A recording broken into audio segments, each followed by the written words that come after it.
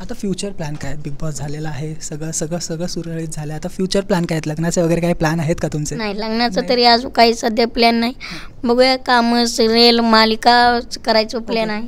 त्यासाठी ओके आहात तुम्ही? सिरियल्स वगैरेसाठी ओपन आहात? हो, सिरियलसाठी ओपन आहे आणि इलेक्शनच्या मैदानात उतरायचं नियोजन चालू आहे. बघूया आता कामं कसं काय चालू आहेत. चला, आता शेवटी जाता जाता तुमचं टॉप